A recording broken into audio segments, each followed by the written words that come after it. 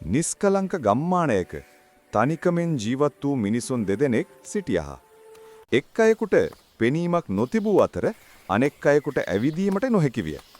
දිනක් ඔවුන් එකට එකතු වුහොත් ඔවුන්ගේ දුෂ්කරතා ජයගත හැකි බව ඔවුන් වටහා ගත්ත. එක් අයෙකුට පාද තිබුණි, අනෙක් අයෙකුට ඇස් තිබුණි. කොර මිනිසා අන්ධයාගේ කරමතට නැග්ගේය. දැන් ඔවුන් එකට ශක්තිමත් සහ නොනවතින විය. ඔහු කැලෑව හරහා ගමන් කළහා.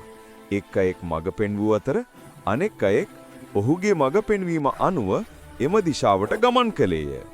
ඔවුන් මද දුරක් ගමන් කරන විට බල්ලෙක් බුරාගෙන ඔවුන්ගේ පිටිපස්සෙන් ඇවිදින් කරදර කිරීමට පටන් ගත්තේය.